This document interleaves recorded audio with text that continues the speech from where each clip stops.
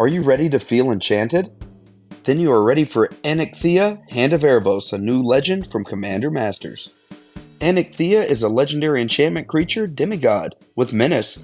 Other enchantment creatures you control have menace, and whenever Anikthea enters the battlefield or attacks, exile up to one target non-aura enchantment card from your graveyard. Then create a token that's a copy of that card, except as a 3/3 black zombie in addition to its other types. So what is our goal with this build? First, we want to be able to fill our graveyard up. Then we want to be able to get those cards back as token copies. I'm thinking God cards would be the perfect fit. Then we want to outvalue our opponents with some of the most insane enchantment synergies out there. So let's get into it and start with filling up our bin.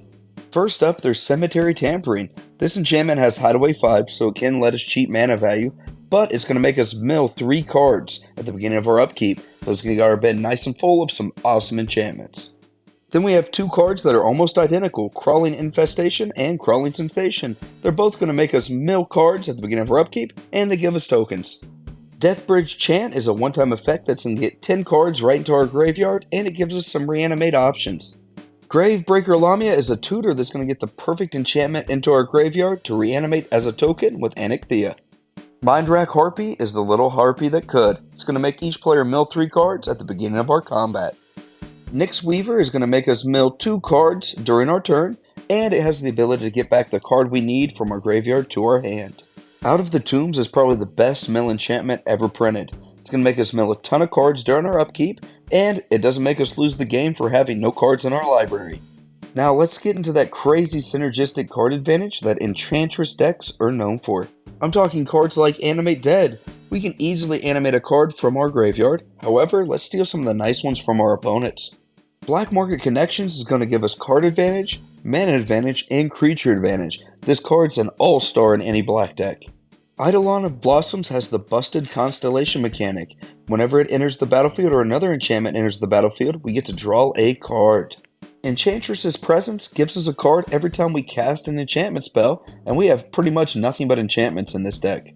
Enlightened Tutor will let us pull the exact Silver Bullet enchantment out of our deck to stop whatever our opponents are doing.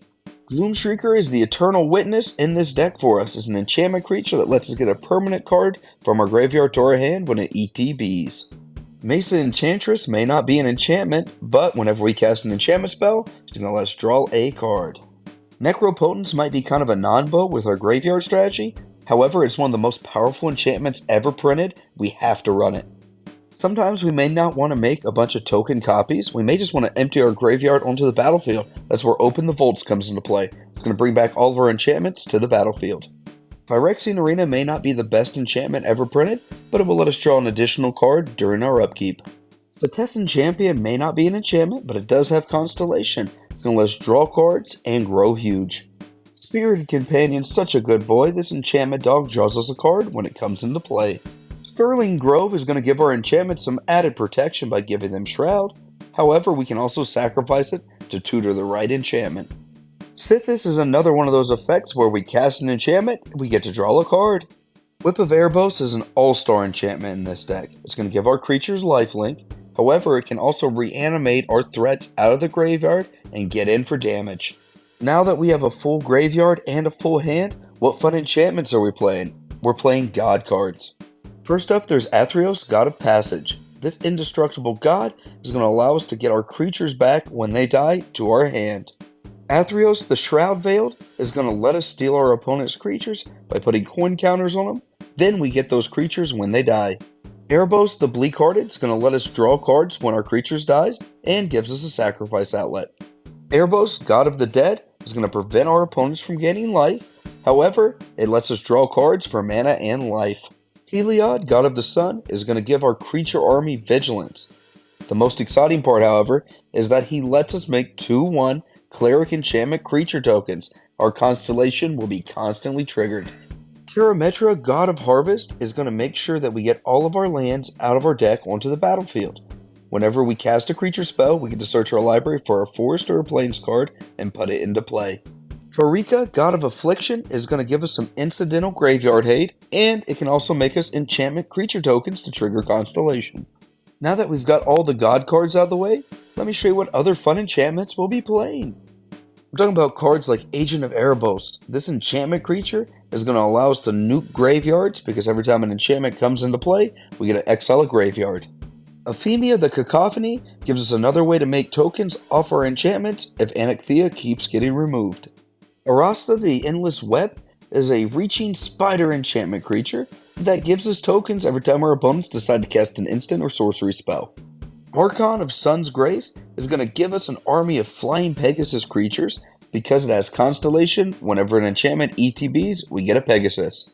Baneful Omen is one of those big splashy enchantments we can cheat out early with Anikthea's ability. It lets us reveal the top card of our library during our end step, and we get to drain our opponents for that much. Daxos the Returned is going to generate us a ton of enchantment creature tokens that are massive, and that's going to trigger our Constellation. Destiny Spinner is going to make it so our enchantment spells can't get countered. It does have the upside of turning one of our lands into a massive threat. Doomwake Giant might be one of the most powerful cards in this deck. It has Constellation. Whenever it enters the battlefield or another enchantment enters the battlefield under our control, creatures our opponent's control will get -1/-1. Grim Guardian's going to be able to drain our opponents every time an enchantment ETBs, and we're going to be able to pump out a ton of enchantments. Sandworm Convergence, another big splashy enchantment. It's going to make it so creatures with flying can't attack us, and it gives us a big token army. Sigil of the Empty Throne is the classic enchantress win con. It gives us a 4/4 white angel every time we cast an enchantment spell. Sphere of Safety might be a little too stacksy for some, but I think it's a great fit in our build. Opponents have to pay X to attack us, where X is the number of enchantments we control. Thoughrender Lamia might be one of the meanest Constellation cards. Whenever it ETBs or another enchantment ETBs, each opponent discards a card. Underworld Coinsmith's Constellation ability will gain us a life. He also gives us a payoff where we can pay life to drain our opponents out. Finally, we have Weaver of Harmony. This enchantment creature is going to pump all of our other enchantment creatures, but it gives us the ability to copy target activated or triggered ability of an enchantment source. That about wraps it up. Anikthea has a few different ways we can build her. I would really not focus on the stacks element because nobody'd want to play with you. And if you enjoyed this video, be sure to give me a like, a comment, and subscribe, and I'll see you on the next one.